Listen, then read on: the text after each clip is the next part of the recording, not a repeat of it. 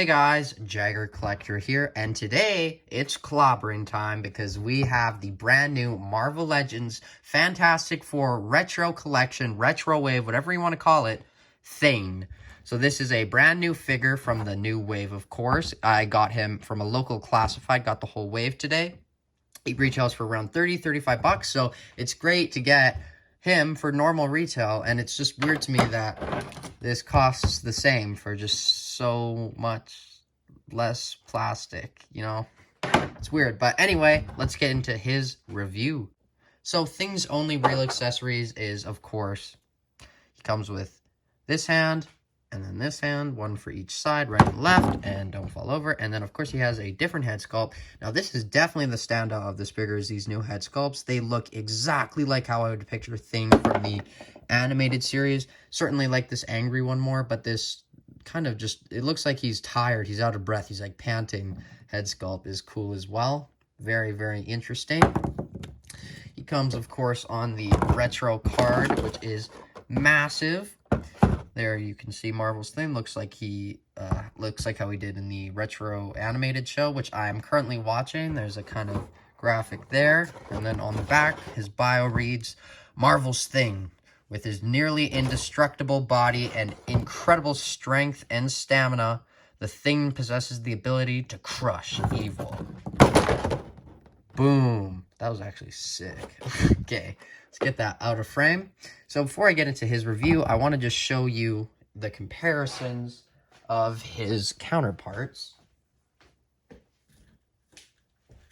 Sorry, didn't have them there for a sec. So here is the modern one, and here is the first release on this mold, which was the Walgreens exclusive. Still kind of think that this is my favorite, then this is my second favorite, then this is my third favorite, but they're all very, very good figures. Just the mold is great. I certainly don't like it as much as other people. I wish it had butterfly joints, but other than that, very, very good figures.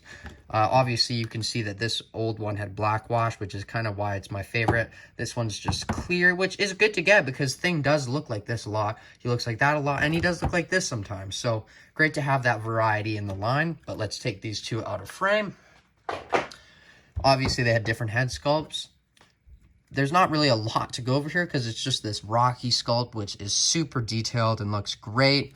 And then the thing I always liked, the thing that I liked about the Thing, Lamau, it was always these boxer shorts. Not because they're boxer shorts, but that is something.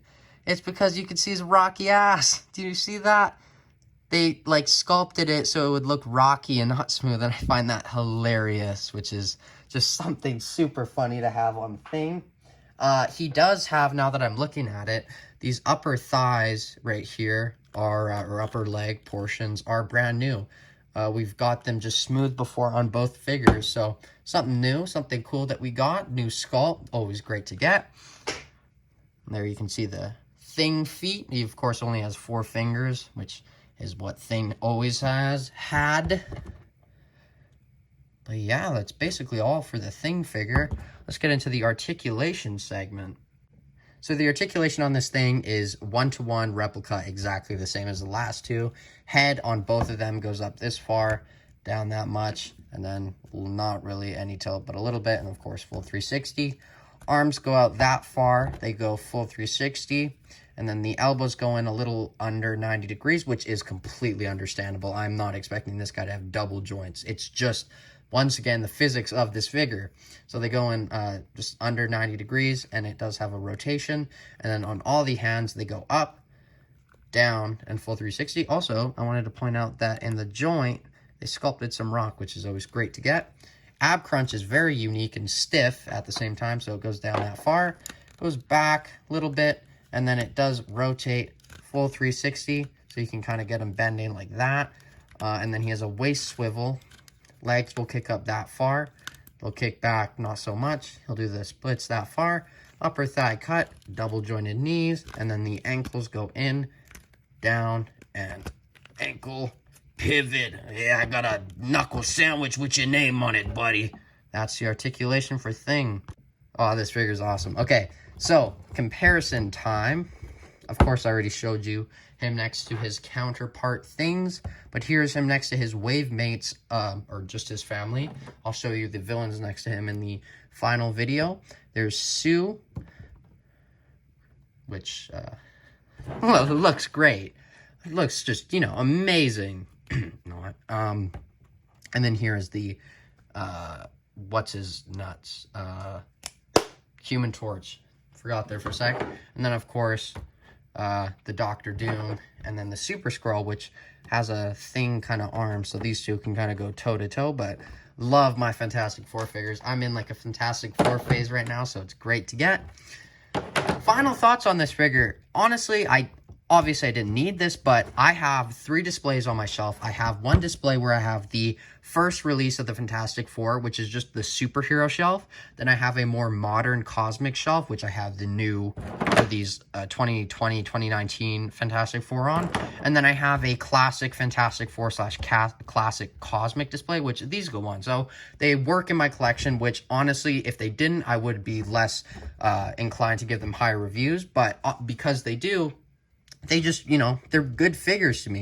They're obviously repaints, but, you know, each of them bring something new to the table, which is great to get. So they're not just a one-to-one photocopy of each other. So this one is certainly not my favorite of the 3 things, but I think it's, honestly, it might be, now that I'm thinking about it, it's tied, or it's very close to that old thing. I'm still thinking that this old thing is better just because of that shading and just what this figure did, just introducing that new mold for like what, $20 in the US, which is how much I paid for.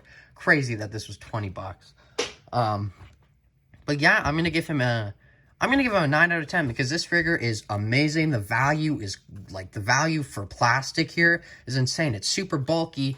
In the package, his toes were in these. So that's kind of why they designed it. He takes up the entire box. His head goes up to there. So you're getting what you're getting what you pay for, certainly with this figure. But that's all I have to say about that. Next review will be Invisible Woman. So thank you for watching this review. Like, subscribe, follow me Instagram at Jagger Collector. And as always, see you tomorrow. Bye, guys.